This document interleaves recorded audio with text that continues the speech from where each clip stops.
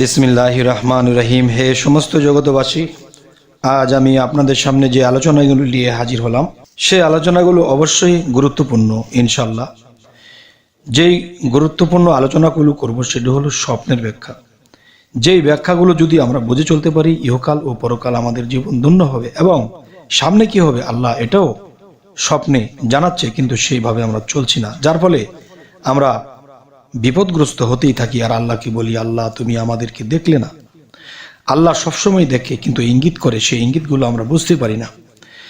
দেখুন একটা বিষয়, যে মৃত কাফেরকে স্বপ্নে দেখলে আপনি কি বুঝবেন? মৃত কাফেরকে স্বপ্নে দেখলে আপনি এটাই বুঝবেন, যদি কোনো ব্যক্তি স্বপ্নে কোনো মৃতকে হাসতে দেখে, পরে আবার কাঁদতে দেখে, তবে এই ইঙ্গিত করে যে সে মুসলমান হিসেবে মৃত্যুবরণ করে নাই, নাউজুবিল্লাহ।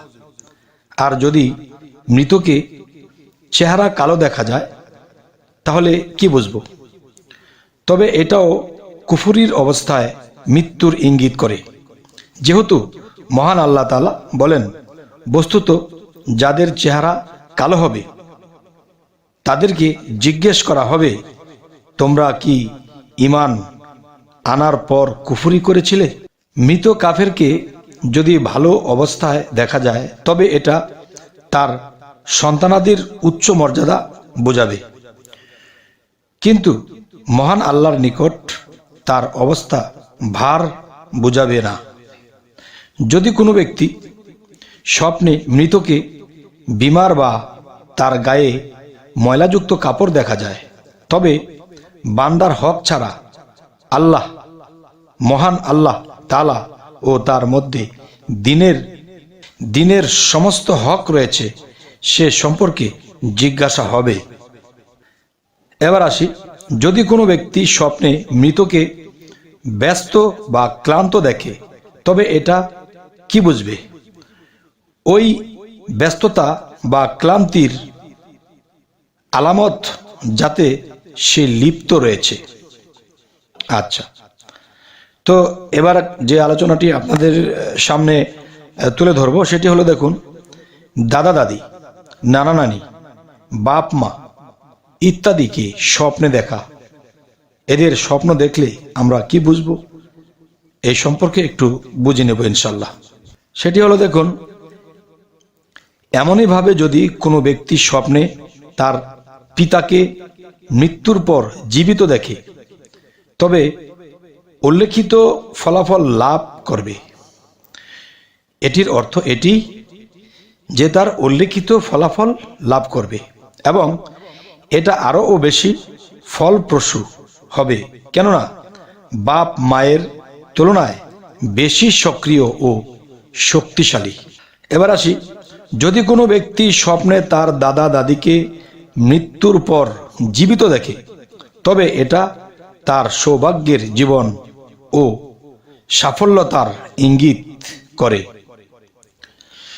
যদি কোনো ব্যক্তি স্বপ্নে তার মাকে মৃত্যুর পর জীবিত দেখে, তবে সে চিন্তা ও দুঃখ কষ্টে লিপ্ত আছে, তা দূরীভূত হয়ে আনন্দ ও সাফল্যতা লাভ করবে। সুবহানাল্লাহ। এবার আসি, ছেলে মেয়েদেরকে স্বপ্নে দেখা। ছেলে মেয়েদেরকে স্বপ্নে দেখলে এটি কি বোঝাবে? যদি কোনো ব্যক্তি স্বপ্নে তার মৃত মেয়েকে জীবিত দেখে, তবে দুঃখ কষ্ট দূর হবে এবং আনন্দ ও সাফল্যতা লাভ করবে। এবার আসি, যদি কোনো ব্যক্তি স্বপ্নে তার মৃত ছেলেকে জীবিত দেখে, তাহলে এর ব্যাখ্যা কি হবে? তবে এমন দিক হতে তার শত্রুর পয়দা হবে, যা সে ধারণাও করতে পারবে না। এটির অর্থ হলো এটি। এবার আসি, ভাই বোনকে স্বপ্নে দেখলে কি হয়? যে ভাই বোনকে স্বপ্নে দেখলে আমরা যে জিনিসটি বুঝবো, যদি কোনো ব্যক্তি স্বপ্নে তার মৃত বোনকে জীবিত অবস্থায় দেখতেছে, তাহলে এর ব্যাখ্যা কি হবে?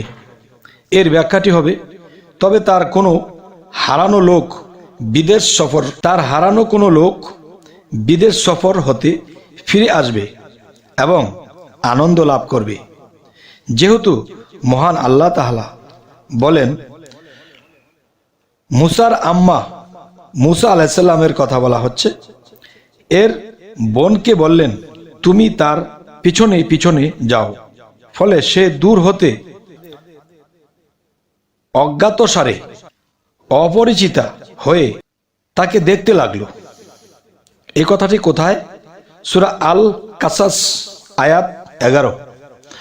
আচ্ছা, এখানে কথাটি বলছি, যদি কোনো ব্যক্তি তার মৃত ভাইকে জীবিত দেখে তবে দুর্বলতার পর শক্তি অর্জন করবে, যেহেতু মহান আল্লাহ তাআলা বলেন, মুসা আলাইহিস সালাম বলেন, আমার ভাই হারুনকে আমার সাহায্যকারী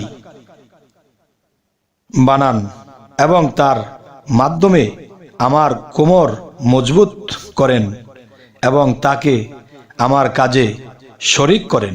সূরা তোয়াহা আয়াত 30-31। আচ্ছা, এবার আসি মামা খালাদেরকে স্বপ্নে দেখা কি বুঝবো। এটি হলো, দেখুন, যদি কোনো ব্যক্তি স্বপ্নে মহিলাদের কাপড় সাদা দেখে তবে ধর্মীয় বিষয়ে আশা আকাঙ্ক্ষা পূর্ণ হবে। আর যদি কালো দেখে তাহলে কি হবে? তবে গান বাদ্য জাতীয় আশা পূরণ হবে। আর যদি পুরাতন ছেঁড়া ফাটা দেখে তখন কি বোঝার? তবে দরিদ্রতা ও চিন্তা ফিকিরের পতিত হবে।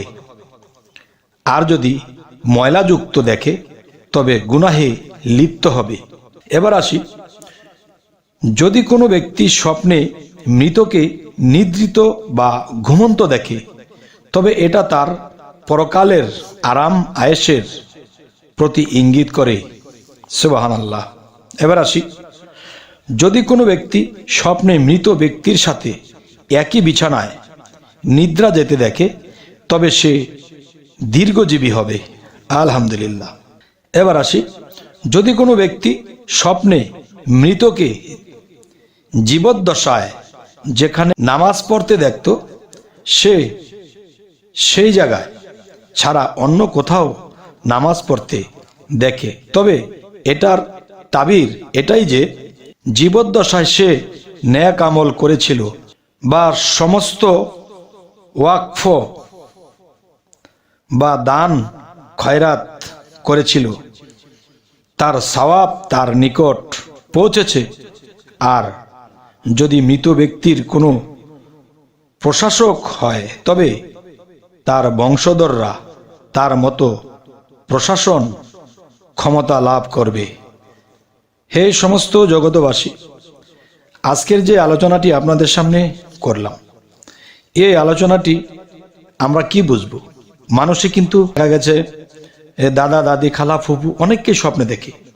তো এই যেই লোকেরা মৃত্যুবরণ করেছিল তাদেরকে স্বপ্নে দেখলে কি হয়, কি বুঝবো, এই জিনিসগুলো বোঝানোর জন্য আজকের এই আলোচনা। তবে হে সমস্ত জগতবাসী, আজকের যে আলোচনা, এই আলোচনাটি আপনাদের কেমন লাগলো এবং কি ধরনের স্বপ্নের ব্যাখ্যা চাচ্ছেন তাও আমাদেরকে কমেন্টে জানাবেন এবং পরবর্তীতে যেন ভালো আলোচনা নিয়ে আপনাদের সামনে পৌঁছাতে পারি। তো সকলেই ভালো থাকবেন। আল্লাহ হাফিজ।